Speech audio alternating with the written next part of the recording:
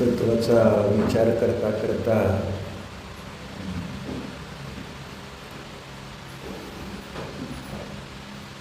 कधी कधी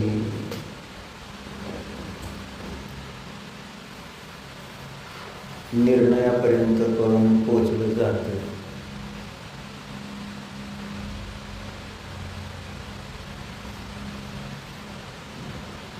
की मला काय करायचं आहे.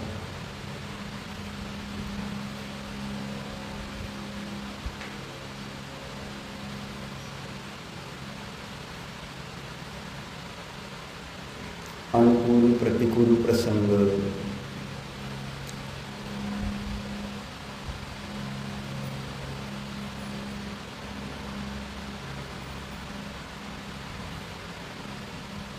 व्यवहारामध्ये आपण बघतो. त्याच्या निमित्तातच अनेक गोष्टींचा निर्णय आपल्याद्वारे केला जातो.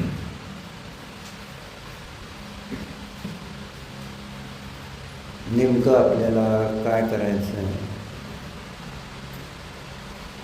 ज्याला इंग्लिशमध्ये म्हणायचं काय, कन्क्लुजन. कन्क्लुजन म्हणजे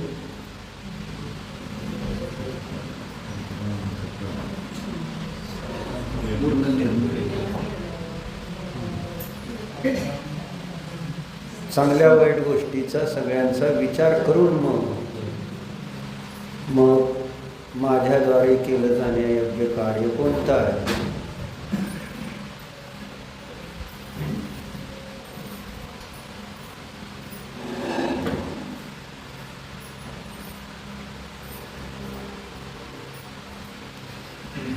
मग एकदा का निर्णय केला आपण, निर्णय आपला झाला,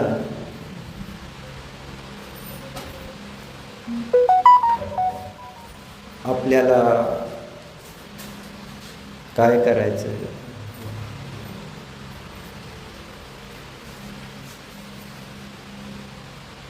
मग निर्णय झाल्यानंतर पुढची एक प्रोसिजर आहे.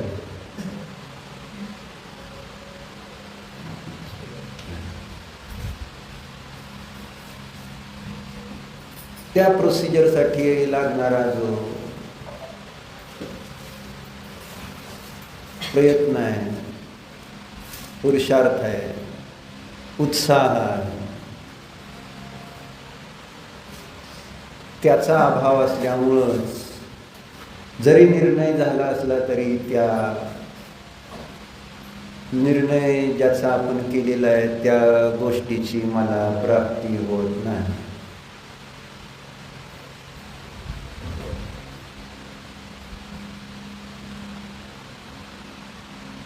जसं धर्मक्षेत्रात विचार केला तर माहिती नाही अजून, पण म्हटलं समजा कन्क्लुजन काय, मोक्ष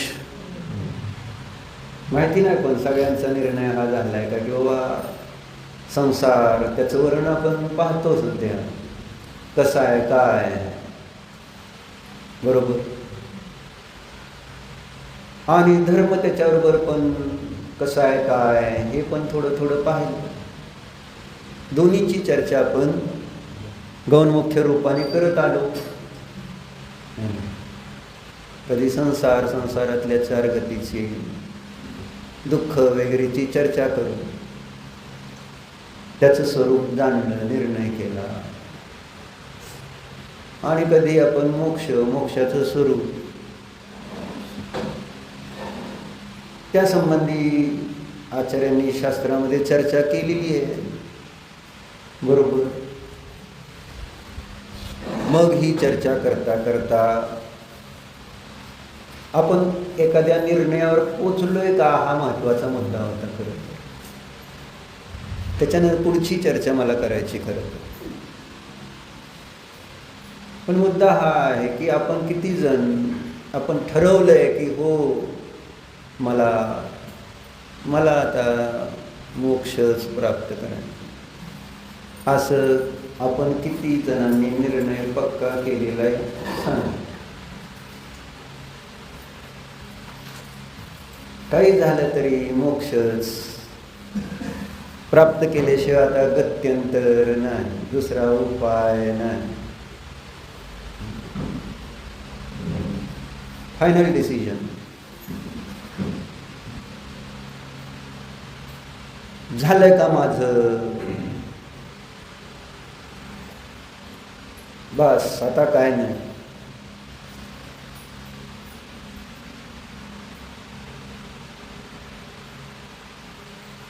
जर मला सुखी व्हायचंय तर मला मोक्षच प्राप्त करावं लागेल. झालंय डिसिजन. कोणीच बोललं नाही, ह्याचा अर्थ डिसिजनच नाही बघा. कळलं का? अडचण कुठं आहे? म्हणजे आपण अजून कन्क्लुजन पर्यंत पण येईना, निर्णयापर्यंत पण आपण पोचायला तयार नाही की नेमकं मला काय करायचंय.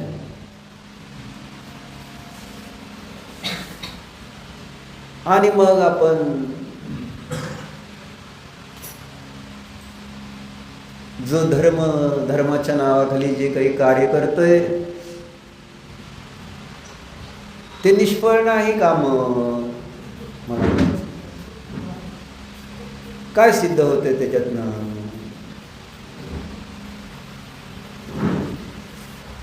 सांग निशांत. जसं तुमचा निर्णय होतोय का, करायचं का नाही मंदिरचं काम, निर्णय होतोय का नाही? म्हणजे विचारलं तर करायचं की नाही पण म्हणत नाही का? नाही करायचंय का म्हटलं तर काय राहुल मालक, हो करायचं आहे की, पण अजून चाललंय.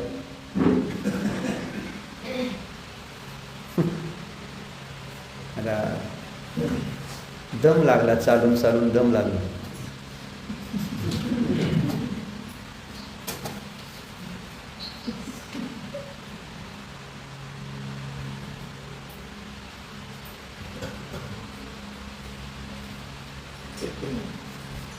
आम्हा तर ही गोष्ट सांगतायतच, सांगितली फक्त एक शब्द वेगळे आहेत एवढंच.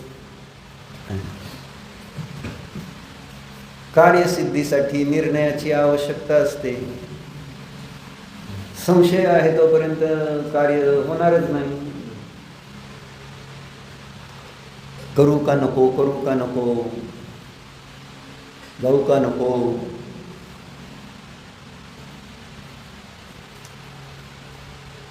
कसं?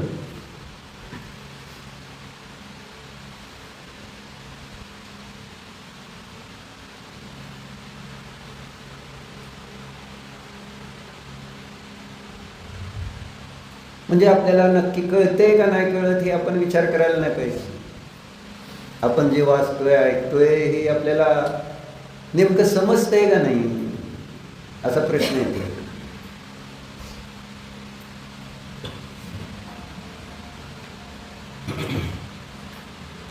काय म्हणणं, समजतंय का नाही?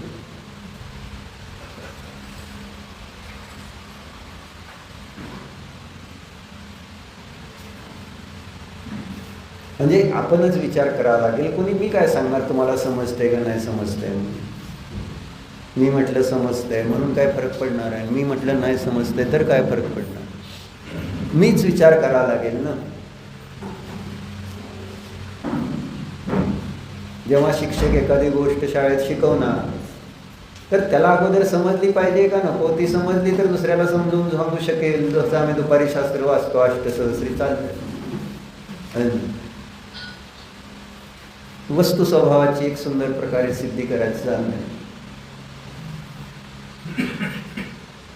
मग तिथं ती आचार्यांची भाषा, त्याचं हिंदी ट्रान्सलेशन आहे, सगळं आहे.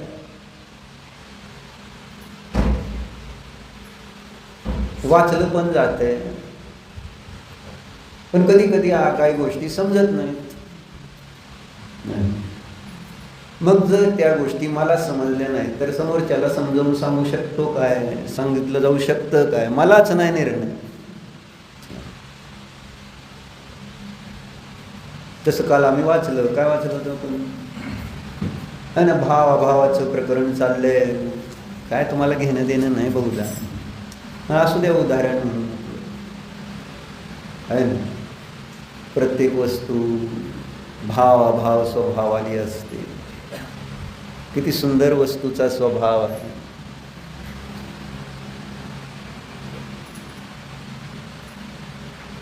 खरा आनंद आहे त्या वस्तूच्या निर्णयामध्ये. जसा म्हणजे निर्णय झाल्यावर आनंद येतोय तो.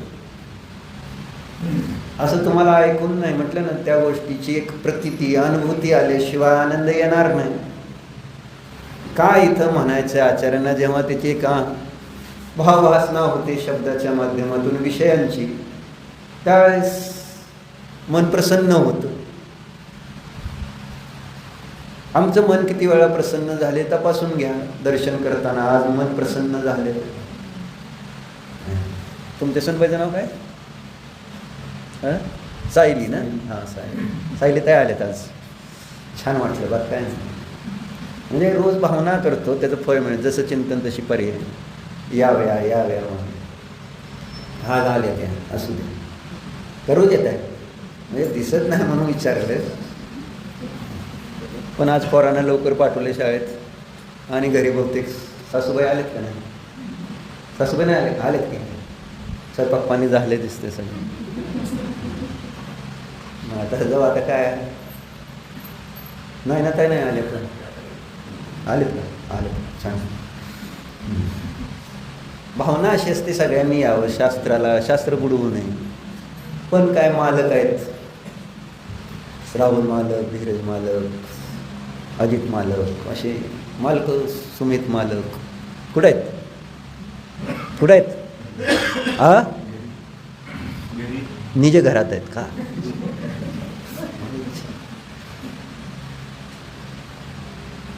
काय नाही म्हटलं.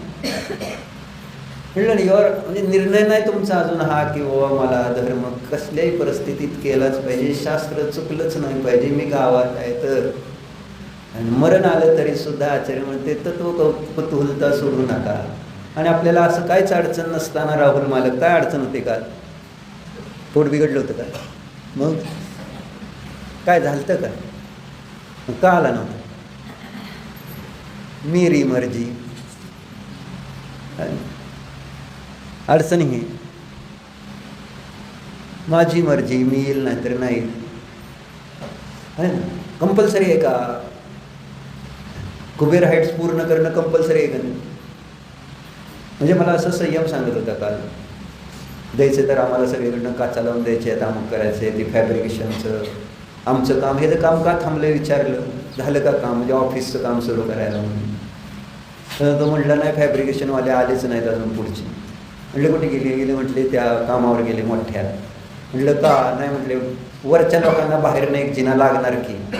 मग आता वरचं द्यायचं आहे, वरचं मजला.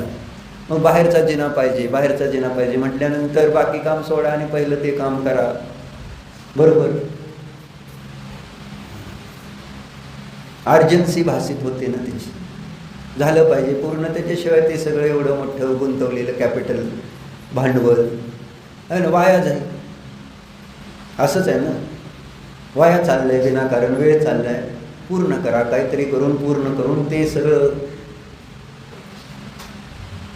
केलेलं कामाला यायला पाहिजे, उपयोगात यायला पाहिजे का नको? हा,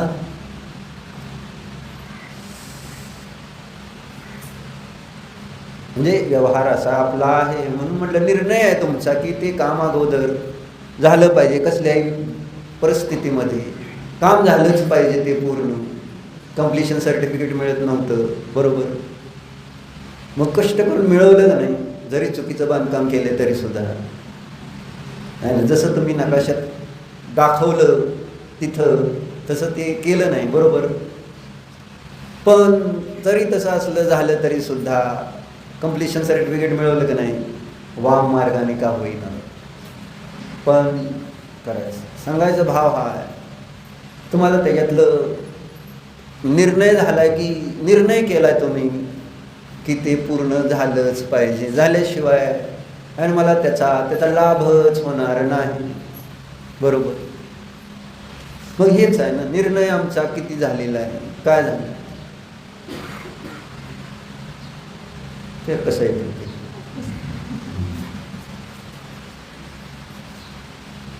काय नाही काय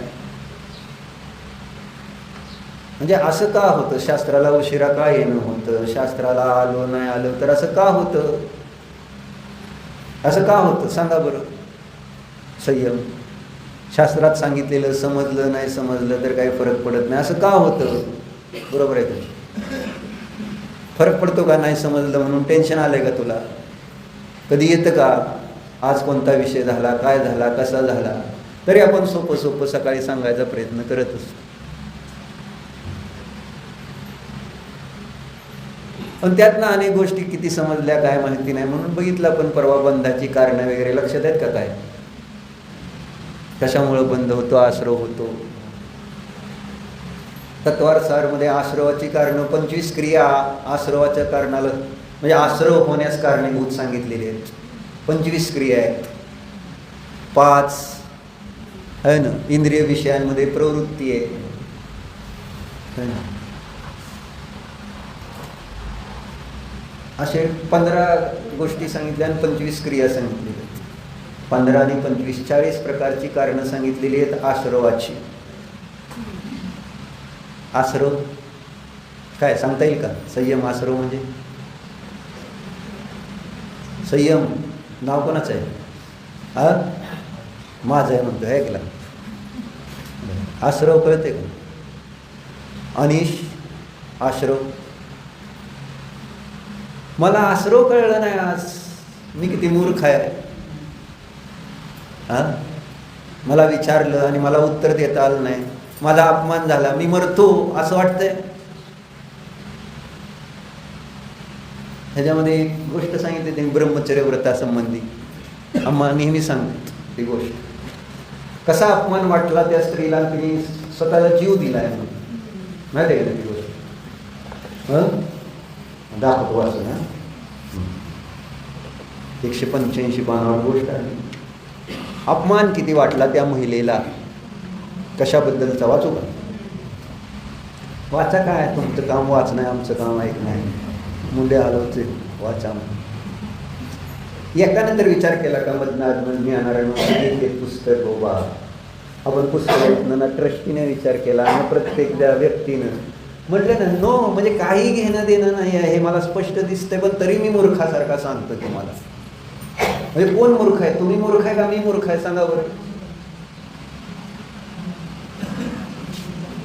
हा कोण मूर्ख आहे सांग बरं.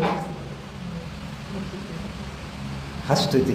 तुम्हीच मूर्ख त्यात काय शंका आहे असं म्हणून हसतोय ती. बरोबर आहे का साहेब? रिटर्न भरून 4 वाजतावरून पहाटे बसून आणि 4 वाजता पहाटे स्नॅप टाकलाय बायकोला मी अजून ऑफिसमध्ये आहे म्हणून.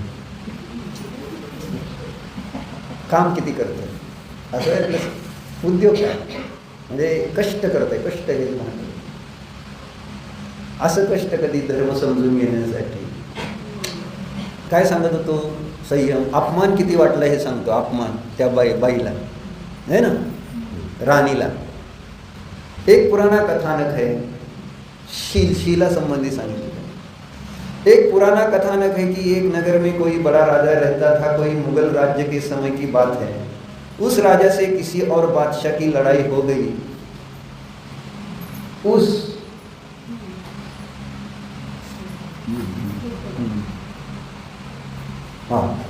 उस युद्ध में राजा के पुत्र ने ऐसा कड़ा युद्ध किया कि सिर कट जाने पर भी है ना धड़ मात्र से 10-20 सिपाहियों को युद्ध में मार गिराया.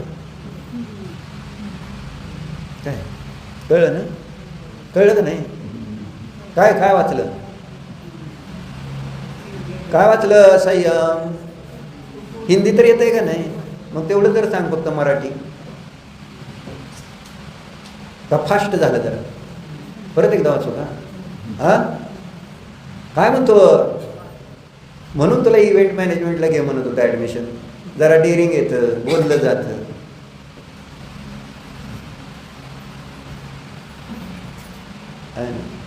गोष्ट आहे गोष्ट. काय झालं तर एक नगर का कोई बडा राजा एक नगरात राजा राहत होता आणि ही गोष्ट साधारण मुघल राज्याच्या काळात ना. कोणी मुघल राजा असेल कोणता मुस्लिम राजा है ना. मग त्या राजाची आणि त्या मुघल राजा जो असेल त्यांची दोघांची काय झाली, लढाई झाली. आणि लढाई झाली असताना त्या युद्धामध्ये तो राजाचा मुलगा आहे ना लढतोय, लढता लढता त्याचं मुंडकं कापलं गेलं असं सांगतो. आणि असं झालं असताना सुद्धा त्याने काय केलं, नुसतं धड राहिलं तरी सुद्धा 10-20 सैनिक त्याने मारले. बाजी प्रभूचं सांगितलं जातं आजकाल, ही बाजी प्रभूची गोष्ट. कशासाठी सांगतोय गोष्ट, अपमान कळलं पाहिजे, बरोबर. कशाबद्दलचा अपमान, आपल्याला उत्तर नाही देता येत, शास्त्रात काय सांगितलंय आपल्याला सांगता येत नाही आहे ना. त्यामुळं आपल्याला अपमान वाटून कधी आपण जीव द्यायचा भाव येतो का. काही हे जरी आलं नाही तर मी माझं जगण्यात काय अर्थ आहे, जीव दिलेला बरा.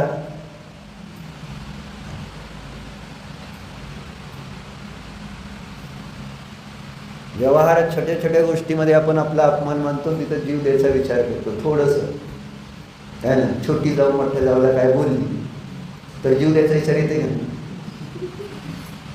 विचार. सुनबाई सासूबाईला बोलल्या, काय मामी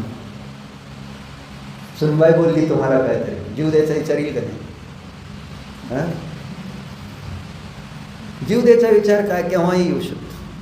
व्यवहारामध्ये जर ज्या गोष्टी सगळ्याला येते तर मला येत नाही, त्यावेळेस तिथं असं वाटतं की काय अर्थ नाही माझ्या जीवनामध्ये, काय अर्थ नाही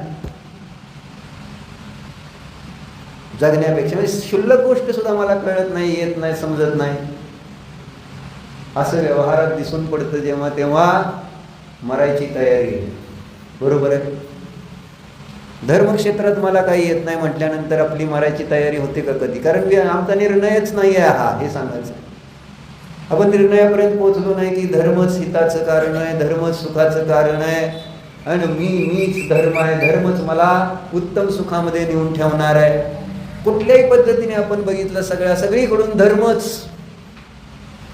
आहे ना शांतीचं कारण सांगितलं जातं. मग श्रद्धान बनतंय का माझं की हो आता मला धर्मच केला पाहिजे, जर असा असेल तर. कशासाठी ऐकतो आपण, वर्ष झालं सांगतो तुम्हाला, म्हणजे 1 वर्ष झालं आपण चर्चा करतो आणि हे मी आता 1 वर्षाने कंटिन्यूज आहे म्हणून समजून जा. काय फरक पडला निर्णयापर्यंत, आम्ही श्रद्धान आमचं बदलण्यात काय फरक नाही. हे तुम्ही सांगता हेच बरोबर आहे, हाच धर्म आहे, आम्ही आता आजपासून आता धर्म सोडून दुसरं काय, पक्का आमचं श्रद्धान धर्मच माझ्या सुखाचं कारण. त्यासाठी काय करायचं फक्त आम्हाला सांगा, असं एक जण येऊन मला अजून म्हटलं नाही. काय करू धर्म करायला, मला काय पण सांगा, आता काय पण करतो पण मला नाही ना धर्माची प्राप्ती कशी होईल तेवढं सांगा मला. राहू द्या तुमचं तुमच्याजवळ, राहू दे काय अशी अडचण, बरोबर आहे का नाही. पण मला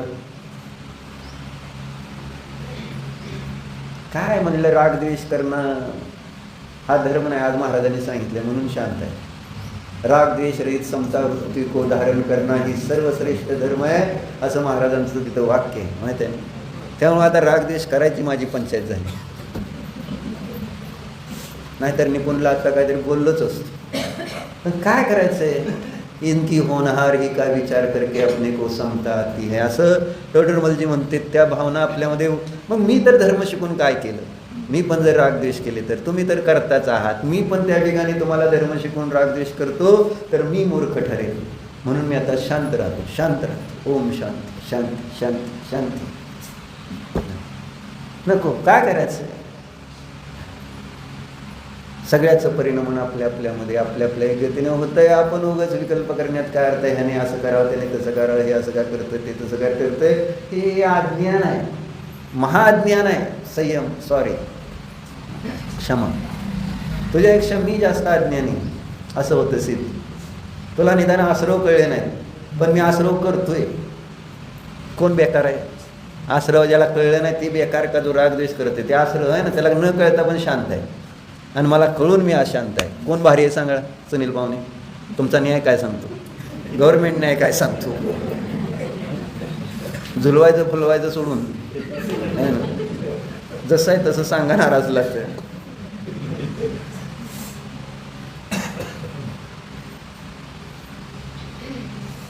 राग द्वेष करणं चांगलं नाही, तेच तर आश्रव आहे म्हणून सांगतायत. मी आज सकाळी स्वाध्याय करताना त्या 25 क्रिया वाचताना वाटलं, पण माझ्या मनात भाव पण आले की आज पुस्तक घेऊन जावं सगळ्यांना. आश्रव कशामुळे होते? आश्रव येण्याच्या क्रिया सांगितल्या, बाह्य क्रिया 25 क्रिया सांगितल्या.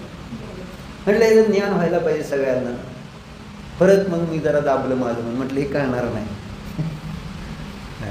असे भाव झाले, म्हटलं नको जाऊ दे, साधं साधं सांगू. ह्या क्रिया आश्रवाच्या सांगून करायचं काय? म्हणून मी आपलं परत पुस्तक घरीच ठेवणार. राहू दे म्हटलं. तत्वार्थ सार ते आलेत काय?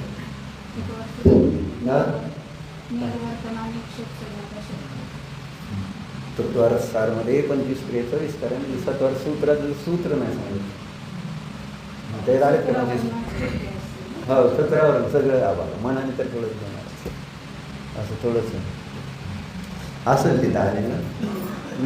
चर्चा ही रागद्वेष करायचे नाही. जे दिसतंय ते फक्त देवासारखं जाणायचं. भले माझ्यामध्ये मोह आहे, पण म्हणून काय झालं? मोह आहे म्हणून मोह करायला पाहिजे का? सगळेजण मला सांगतात करायचं नाही, करायचं. आम्ही करतोय ना, तुम्ही कशाला करताय? असं त्यांचं म्हणणं आहे बहुधा. तुम्ही आपलं शांत राहा असं म्हणायचं. बरोबर आहे कसं आहे?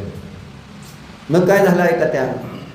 त्या लढाईमध्ये तो मुलगा, राजाचा मुलगा आहे ना, लढता लढता त्याचं मुंडकं छाटलं गेलं तरी सुद्धा तो काय करतोय आहे ना, हा म्हणजे इतकं त्यामध्ये इन्व्हॉल्व झालेला आहे. बस ह्या शत्रूचा कशाही पद्धतीने नाश करणार.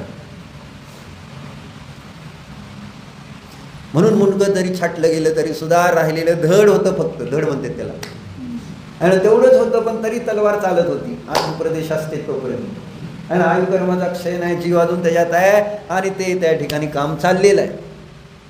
आणि त्याच्यात त्या ठिकाणी 10-20 सैनिक मेलेले. आणि हा तो मुघल राजा बघत होता घटना अशी. मग पुढे काय घडलं बघा. ऐसा हो सकता है कुछ समय के लिए, अंत में वह मर गया. बादशाह ने जब उसकी वीरता की कहानी सुनी तो वह सोचता है कि वह किसी बहादुर बाप का है ना जाया हुआ पुत्र था. हे पोरगा म्हणजे त्याचा वडील एकदम बहादूर म्हणजे शूर. म्हणले ही पोरगा एकदम कुठल्या तरी शूरवीर बापाचा पोरगा आहे. तिथं कोण आहे का शूरवीर बापाचं? आणि म्हणजे बापाचा अपमान आहे हा, असं झालं ते. असू द्या, काय पण नाही. मी एवढे अपमान केले तरी सुद्धा तुम्ही शांत ऐकता, म्हणजे तुम्ही खरं तर ज्ञानी आहात. मान अपमान तुम्ही सगळं गिळून टाकलेला आहे. छान आहे. इष्टोपदेशमध्ये शेवटी म्हणते इष्टोपदेशमिति सम्यगदित्यति मान अपमान समताम स्वमतान वितन्य. मान नाही, अपमान नाही, काय नाही. परत माझ्याशी गोड बोलता, गोड गोड खाऊ घालता आहे ना. छान आहे, तुम्ही किती चांगले. कोण देव जर आला आत्ता इथं तर म्हणाल तुम्हाला सगळ्याला घेऊन जाईल स्वर्गाला. तू बस म्हणजे तिथे बस, माहिती आहे का? इतके चांगले तुम्ही. मग झालं काय का नाही. मग त्याची ती गोष्ट ऐकली, बहादुर बाप का जाया हुआ पुत्र था. असं जब वह पुत्र इतना बहादुर था तो उसका बाप कितना बहादुर होगा, असं त्याने विचार. जर मुलगा एवढा शूरवीर तर त्याचा बाप किती शूर असेल. बरोबर आहे. म्हणजे आजकालची मुलं जशी पैसे मिळवताना बघतो आपण, त्यावेळेस आहे ना पोरगा एवढे पैसे मिळवत. मग काय धीरूभाई राहुल मालक, हो तुम्ही एवढं त्या ठिकाणी, मग वडील किती भारी असतील आहे ना. मंत्र तर त्यांच्याकडेच घ्यायला जावं लागेल मला पण. पुत्र जर एवढं त्या ठिकाणी मोठं वैभव बनवू शकतील तर वडील कसे असणार. मामा is great, God is great, मामा इज ग्रेट. आणि असं एक त्यामध्ये त्या राजाला वाटलं की पोरगा जर एवढा शूरवीर मरून आणि मुंडकं कापलं गेलं तरी सुद्धा 10-20 सैनिक पाडतो, तर वडील किती त्या ठिकाणी स्ट्रॉंग असेल. बघा पुढे घटना काय नाही लक्षात आहे. यही सोचकर उसने उसके बाप को अपने राज्य में बुलाना चाहा, इसलिए कि उसके द्वारा अपने यहां भी वीर संतानों की उत्पत्ति हो. का बोलवलं, त्याला आपल्या राज्यात बोलू. मग त्या ठिकाणी तो पण काय करेल, इथं या जसं त्याच्या मुलाला आत्ता बघितलं तसलीच पोरं तयार करेल, मग माझ्या सैन्यामध्ये बळ येईल. आणि अशी सगळी मुलं जर तयार झाली तर मला काय भीती राहणार नाही ना. जर सेनापती सैनिक जर असे स्ट्रॉंग असतील तर राजाला कशाची भीती राहणार. असा विचार करून म्हटले त्या राजाला बोलवा आपल्या राज्यात. काय गंमत बघा. यही सोचकर उसने उसके बाप को अपने राज्य में बुलाना चाहा, इसलिए कि उसके द्वारा अपने यहाँ भी वीर संतानों की उत्पत्ति हो. किसी चतुर आदमी को उसने उसके पास भेजा, है ना. किसी चतुर आदमी को उसके पास भेजा. वह राजा से जाकर कहता है कि बादशाह ने आपको याद किया है.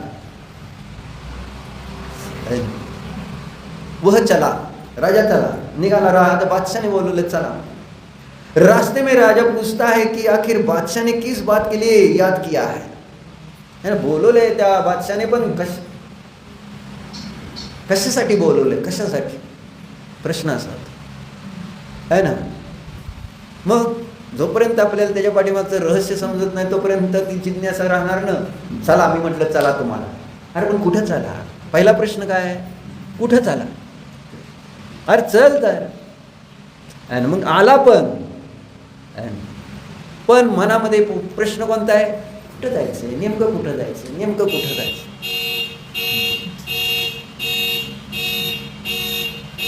बाहेर ठेवायची काढून केली.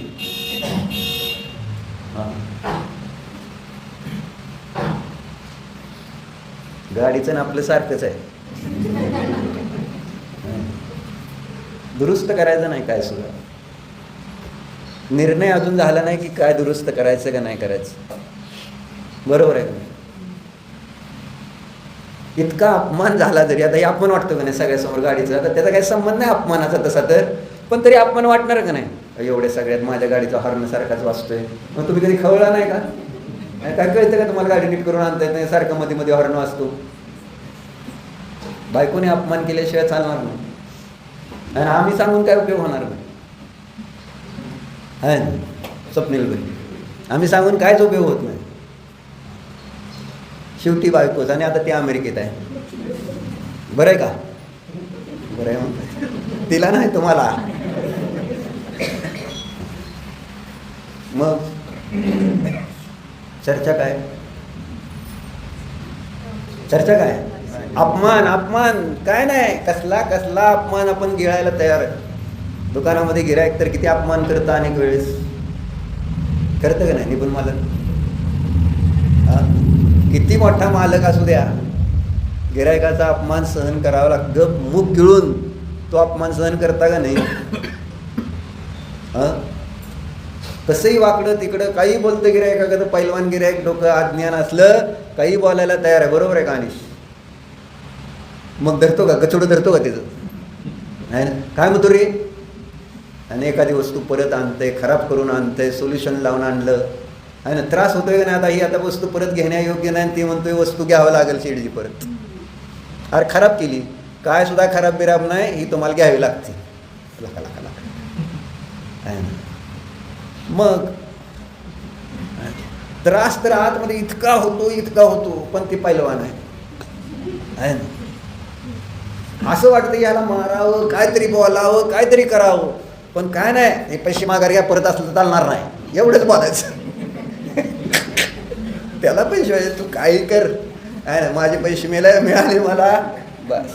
मग आपण म्हणायचं बघ कसं बोललो मी त्याला, आहे ना. पैसे माघारी दिले आणि म्हटलं असं परत बोलायचं नाही, असं परत आणायचं नाही माल. किती शूरवीर. काही नाही, इतकंच तर मुलकरीनं अपमान करते की नाही आपल्या घरात? काय लता बाबी काय नाही करत? होय का नाही? मन कशाची कळण आपण आला का बाई आज मी करत नाही आणि असं जमणार नाही, असं अनेक वेळा म्हणते. बाई चहा करून द्या, करते बाबा काम कर. चहा करून म्हणजे तिने तुम्हाला कामाला लावते का नाही? आहे ना. म्हणजे ती कोण, तिला काय चहा करून द्यायचं कारण आहे? असं कधी म्हणला का तुम्ही? गपचिप चहा ठेवायचा आणि होय ग चहा झाला घे, आहे ना. तेवढं नवऱ्याला कधी प्रेमान देणार नाही, पण कबूल करून देणार आहे का नाही? सगळं चालतं. इतके आपण व्यवस्थित तयार झालेलो आहोत. व्यवहारामध्ये आपल्या लोभाच्या निमित्तात सगळं आपण सहन करायला, अपमान सहन करायला तयार. इंद्रिय विषय भोगासाठी आपला किती वेळा तरी त्या ठिकाणी आपण बघितलं तर अपमान होत असतो. काय नाही, सहन करायचं. कळते आपल्याला की आपली चूक नाही, पण गपशीप बसावं लागतं. असं होतं. चर्चा अशी. मग राजाने प्रश्न विचारला ना त्या माणसाला ज्याला पाठवलं होतं की नेमकं कशाला बोलवलं मला? हा गोष्ट आहे का? मस्त आहे गोष्ट. यह सोच कर उसके बाद हाँ कि वह चला. रास्ते में राजा पूछता है आखिर बादशाह ने किस बात के लिए याद किया है? उसने कहा महाराज, बादशाह ने यह निर्णय किया है कि आपकी शादी हम अपने देश के किसी कन्या से कराएंगे और उससे वीर संतानों की उत्पत्ति होगी. तो उस बात को सुनकर राजा बोला, यह तो तुम बताओ कि तुम्हारे राजा के राज्य में मेरे लायक कोई कन्या भी है क्या? कशाला बोलवलं त्याने सांगितलं. आणि तुझ्या मुलाने असा मोठा पराक्रम केला होता आणि म्हणून आता बादशाला असं वाटलं की त्या ठिकाणी आपण आपल्या राज्यातल्या एका कन्येशी विवाह करून देऊन आहे ना, पुन्हा त्यांच्याकडून उत्पन्न होणाऱ्या पुत्र असेच वीर, शूरवीर पुत्र तयार. असं सांगितलं. मग राजा काय म्हणला कळलं का तुम्हाला? राजा काय म्हणला?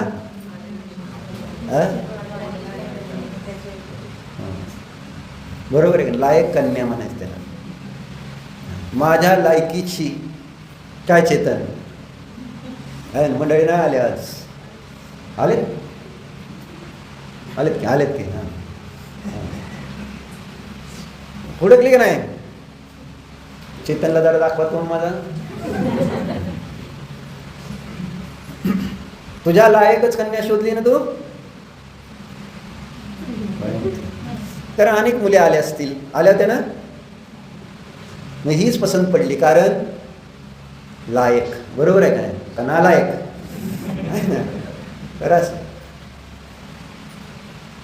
झालं. राजाने त्याला उलटा प्रश्न केला, ठीक आहे मी येतो, पण तुझ्या राजाजवळ, तुझ्या बादशाजवळ अशी मुलगी आहे का? असा प्रश्न केला. मग असली काय कन्या आहे ना, असा प्रश्न येतोय ना. मग प्रश्न तिथं आहे सगळं रहस्य लढलेलं आहे ना. काय म्हणला? बादशाह के राज्य में मेरे लायक कोई कन्या भी है क्या? कहा महाराज एक से एक है. काय तुम्ही सांगून बसलाय? आमच्या बादशाहच्या है ना एकापेक्षा एक सुंदर कन्या. राजा बोला एक से एक की बात नहीं कह रहे. किती सुंदर आहे त्याची चर्चा मला नाही करायची इथं. मग कसली कन्या पाहिजे? ती कन्या आहे का कसली असते? जिस रानी से वहां पुत्र उत्पन्न हुआ था, जिसने सिर कट जाने पर भी धड़ मात्र से 20 सिपाही मार गिराए, उस रानी का चरित्र सुनो. त्या राणीचं चरित्र आहे का? आपल्याला आम्हाला गोष्ट सांगितली, आता लक्षात आली असेल तुम्हाला. त्या राणीचं चरित्र आहे का? जब वह पुत्र 6 माह का ही था, तो मुलगा कोण? कोणता मुलगा? हा, युद्धात 20 लोकांना मारलेला आहे मुंडक छटल्यानंतर सुद्धा. तो मुलगा केवढा होता? नीट आहे का? 6 माह का ही था, घर में पालने में झूल रहा था और रानी के कमरे में पहुंचने पर हमने कुछ शब्दों से मजाक किया तो उस समय उस 6 माह के पुत्र ने अपने हाथों से अपना चेहरा ढक लिया. काय झालं? ती 6 महिन्याचा पोरगा पाळण्यात होता. राजा आला महालामध्ये, राणी बरोबर चेष्टा विनोद करू लागला, काय बोलला, आणि त्या ठिकाणी त्या 6 महिन्याच्या मुलाने काय केलं. आणि आज आपण सगळे एका कोचवर बसून बघत असतो. TV, mobile. लक्षात येते? मग कुठलं पुत्र होणार असली 20 पोरं मारणार, 20 माणसं मारणारा मुंडकं छटल्यावर असली पोरं होतील का? काय राहिलं नाही. शील हा काय विषयच नाही.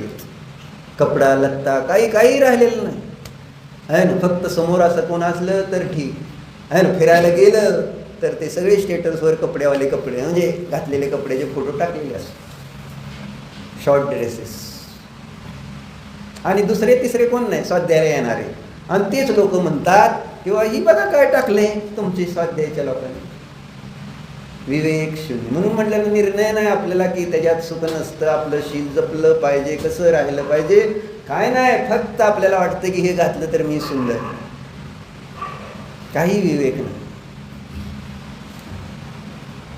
कुठंतरी लाज बीज काय सगळं संपलंय. इतकं टीव्ही मोबाईलला संपवली, सगळ्याची संपवली. कसलंच काय नाही. लज्जा हा दागिना म्हटला गेला होता महिलांचा, नाही कुठलं काय विषयच नाही. वातावरणच बाहेर म्हटलं ना, वातावरणाचा प्रभाव असा आहे.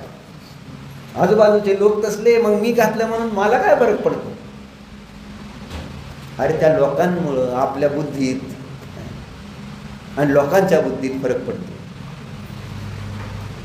आणि लोकांचं काय होतंय नाही होतंय, आपली बुद्धी तर नको का चांगली. आपल्याला आपल्या शीलाचं रक्षण करण्याचे परिणाम नको व्हायला.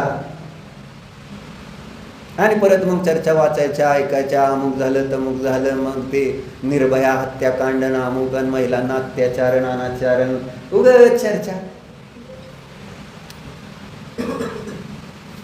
म्हणजे काय अर्थ नाही आहे. स्वीकारायचं हे सगळं, असं मला म्हणायचं.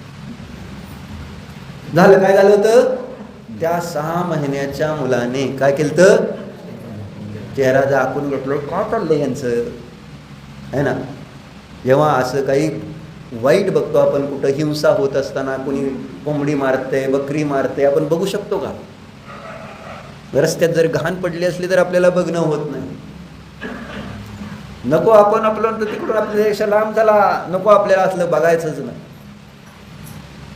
हा मग हे सांगते, त्या छोट्या मुलाजवळ पण जीव होता, माहित आहे ना. जीवाजवळ ज्ञान असतं आणि त्याच्याकडे ही 4 संज्ञा आहेत. लक्षात घ्या. आपल्याला कळत नाही की आपण जे करतोय ते मुलांजवळ सगळं ऑलरेडी आणि तयार आहे. फक्त त्याला बाहेरचं निमित्त मिळायचा अवकाश. गॅस जेव्हा बटन चालू केलं तर फक्त लायटर लावायचा अवकाश आहे. नाही चालू केलेला गॅस म्हटल्यानं लायटर लावाय. तसं आमच्यामध्ये आहार भय मैथून परिग्रह आहे, समोरच्यामध्ये आहार भय मैथून परिग्रह आहे. तुम्ही निमित्त, नुसतं निमित्त व्हायचा अवकाश आहे. ते त्या ठिकाणी त्याचा प्रकोप होतो. व्यवहार असा आहे. पण आपल्याला असं वाटतं की काय नाही बरं, काय नाही तर राहू द्या. वर्णितीने पण एक सुंदर गोष्ट घेतलेली आहे त्यांच्या शांती भक्ती किंवा कोणतं प्रवचन आहे त्याच्या अंतर्गत एक घेतली. ही पण एक सुंदर गोष्ट. एका ब्राह्मणाने एका आंधळ्या मुलीशीच लग्न केलेलं असतं आणि त्याचं कारण विचारलेलं. आंधळ्या मुलीशीच लग्न करायचं म्हटलेलं असतं. जाऊ दे ती गोष्ट नंतर. इथं काय सांगते तुम्हाला, काय झालं, त्या 6 महिन्याच्या मुलाने काय केलं, तोंड झाकून घेतलं. का? राजा राणी चेष्टा मस्करी करते, तो आई वडील बरोबर. तो रानी ने कहा, है ना, क्या झालं, तो रानी ने कहा कि तुम यहाँ मजाक करते हो, यह अन्याय है. देखो यहाँ पर पुरुष पड़ा है, उसने शर्म के मारे अपना मुंह ढक लिया है. इतना कहकर रानी ने अपनी जीभ निकाली और अपने ही दांतों से पीसकर अपनी जान खो दी. जी बाहेर काढून चावली असेल, काय केलं असेल, आणि त्याच्यामध्ये तिने स्वतः मेली, ती आत्महत्या केली. म्हणजे असला अपमान परपुरुषासमोर माझा शिलभंग करता. कळलं का? पोरगा त्यांचा 6 महिन्याचा, केवळ त्याने तोंडावर हात झाकलाय आणि ती राणीने जीव दिलाय. काय म्हणली? शर्म नहीं है ना? कुठे गेलं? रानी ने कहा कि तुम यहाँ मजाक करते हो, यह अन्याय है. याला अन्याय म्हणते. बोला देखो यहाँ परपुरुष पड़ा है, उसने अपने शर्म के मारे मुंह ढक लिया है. और इतना कहकर रानी ने अपनी जीभ निकाली और अपने ही दांतों के से पीसकर अपनी जान खो दी. इतनी शीलवती कन्या यदि तुम्हारे बादशाह के राज्य में हो तो बताओ. अशी जर कन्या असेल तर सांग म्हटले राज्यात. तीच माता त्या ठिकाणी वीर पुत्राला जन्म देऊ शकते, असं इथं सांगायचं. महाराज ऐसी कन्या होना तो कठिन है. तो प्रयोजन यह है कि ब्रह्मचर्य व्रत का मन से, वचन से और काय से पालन करे. यह धीर वीर पुरुषों का ही काम है.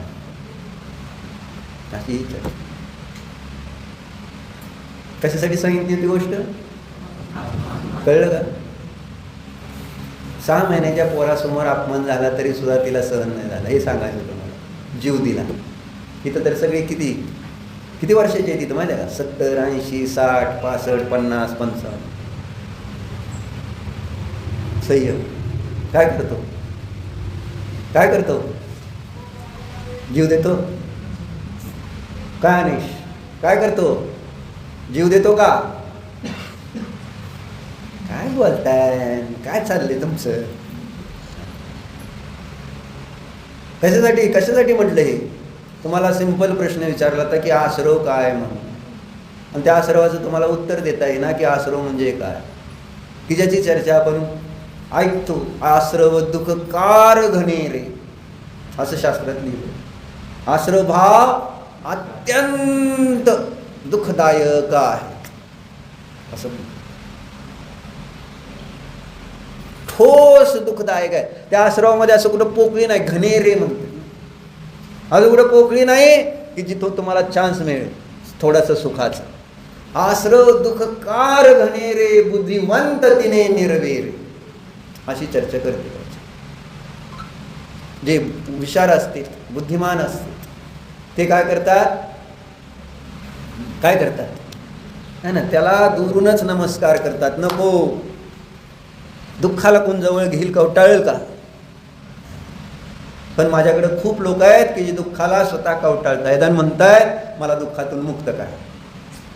दुःखाला मी मिठी मारली, वाघाला तुम्हीच मिठी मारणार जाऊन. आणि ती वाघ चावला, खायला लागला, अरे मला वाचवा, मला वाचवा. अरे कोण सांगायला लागलं तू त्याला मिठी मार म्हणून वाघाला? वाघाला जाग करावं का माणसाने? झोपलेला वाघ आहे त्याच्यापासून कसं जाणार?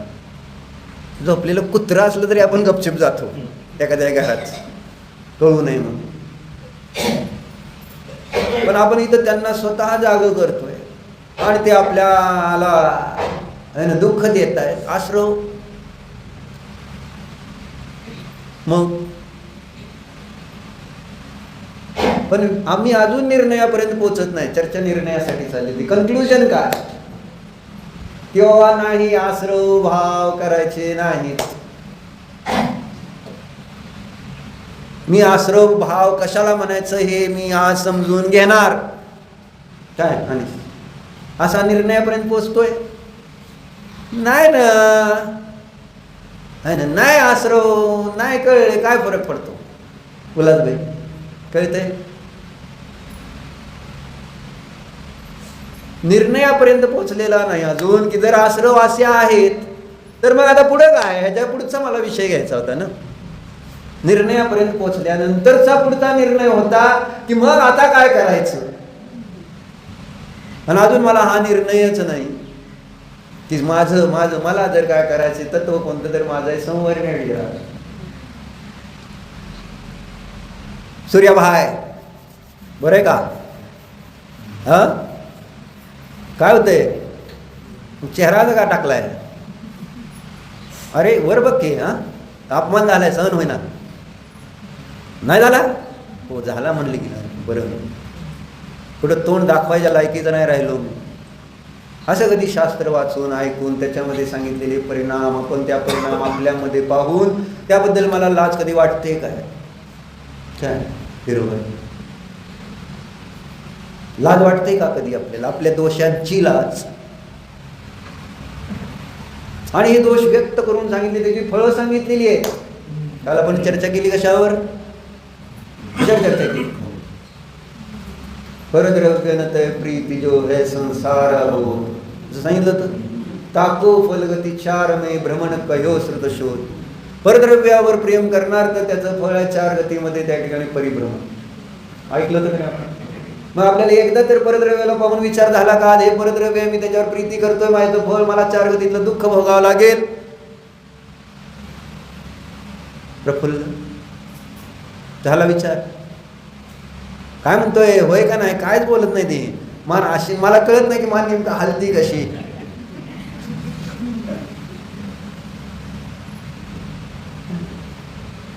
काय नाही, असू दे परद्रव्यावर प्रीती, असू दे चार गतीतलं दुःख त्याचं परिभ्रमण, असू दे ना, काय फरक पडतो मला? बरोबर. कुठं आपल्या मनामध्ये हा एकदा तरी विचार यायला नको होता शास्त्र सुटल्यानंतर, दिवसभरामध्ये रात्रीभरामध्ये आतापर्यंत ते परद्रव्य आहे त्याच्यावर मी प्रेम करतोय, त्याचं फळ जर चार गतीतलं दुःख सांगितलंय जिनेंद्र देवाने, तर हे मला केलं नाही पाहिजे अशी आतनं कुठंतरी त्या गिल्टी फिलिंग तर आली असती तरी फरक पडला असता. पण श्रद्धानच नाही की हे परद्रव्यावर प्रेम मला चार गतीतलं दुःख देतंय, आणि मग त्या ठिकाणी मला त्याच्यावर विचार करायचा विषयच येत नाही. अडचण नाही. मी तुम्हाला सांगितलं ना, तुम्ही सगळ्या मा झालेला आहात म्हणून. सेजल मा आलेत का? सेजल मा आहेत की? सोडायचं मा नको असेल तर मोबाईल सोडा, असं मी म्हणलं. सोडताय? काय अमृतच आहे? सोडताय? मलाच काय विचारताय उगीच?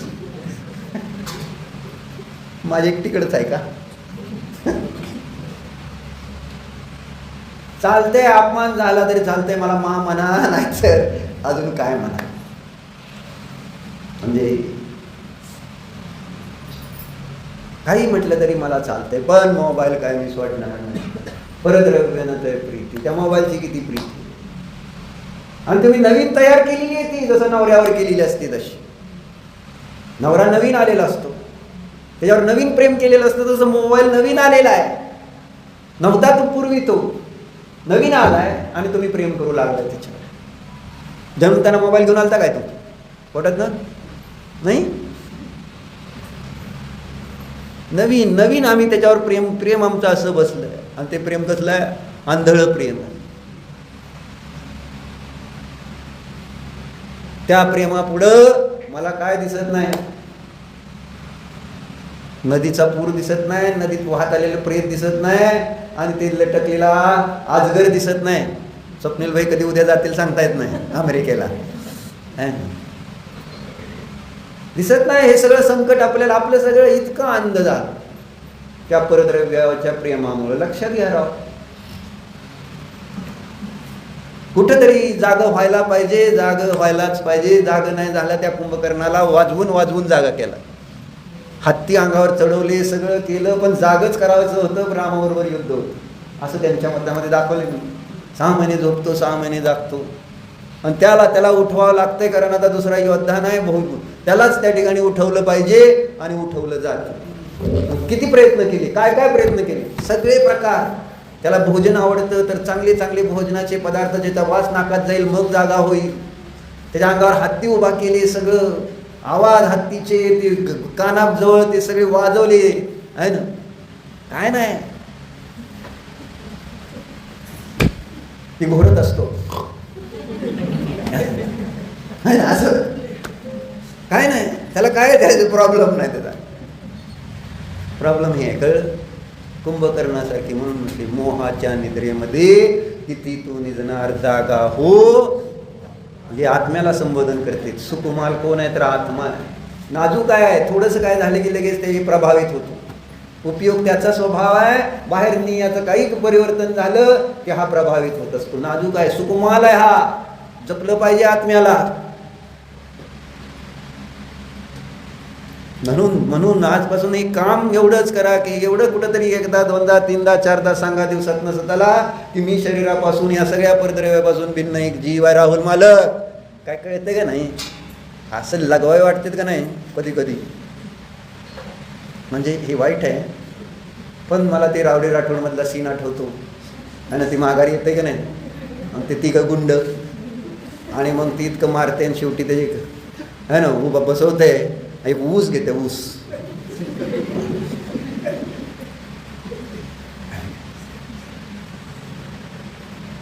लक्ष नाही दिलं कुठंतरी त्याच्यामध्ये. मी इथं म्हणजे माझी भावना असते, जेव्हा समोर भावनिक होतो समोरचा नाही होत त्यावेळेस मग काय उपयोग आहे का?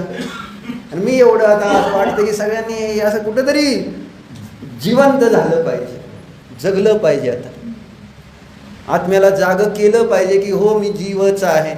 एवढं आपल्याला महाराजांनी आम्हानी ना सगळं त्याचं म्हणजे सार काढून दिला आपल्याजवळ. आणि आपण जर असंच जर बसलो तर अजित योग्य आहे का? म्हणून चिंतन करा. तुमचं श्रद्धा नाही खऱ्या देवावर, तुमचं खऱ्या गुरूंवर श्रद्धा नाही, खऱ्या शास्त्रावर श्रद्धा आहे म्हणून सांगायची वेळ आहे. नसतं तर काय बोलायचा विषय नव्हता, पण आहे. तुम्ही ऐकताय, एवढं जरी बोललं तरी ऐकून घेताय, म्हणजे तुमची श्रद्धा आहे चांगली. पण आता ती श्रद्धा आता आहे ना स्वतःवर दृढ करा की बाबा मी कोण आहे, याचा विचार नक्की करा. फरक आपल्या जीवनामध्ये नक्की पडेल आणि निकट भविष्य काळामध्ये आपण सिद्धशिलेवर असू सगळे. ओम नमः. हो प्रभू.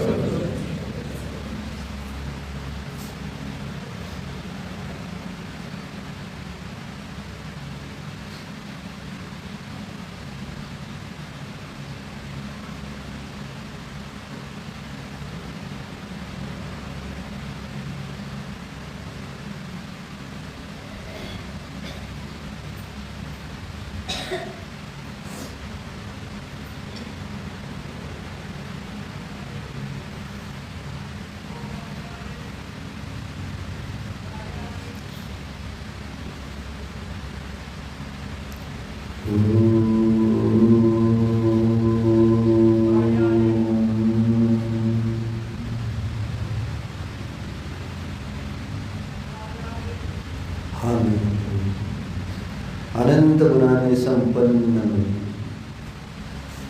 ज्ञान दर्शन स्वरूपी जीव आहे. अनंत गुण हेच माझे खरे वैभव आहे.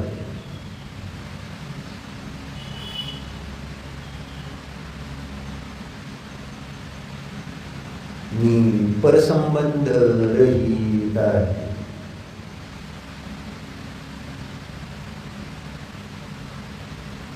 मी ज्ञानानंद स्वभावी आहे.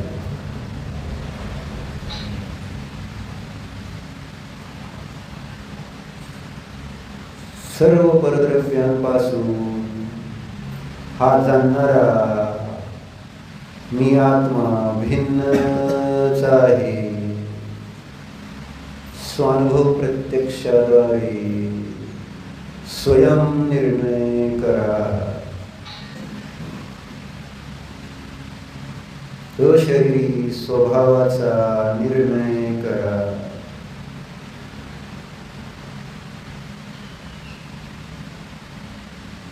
मी आहे, मी आहे, मी जीव आहे.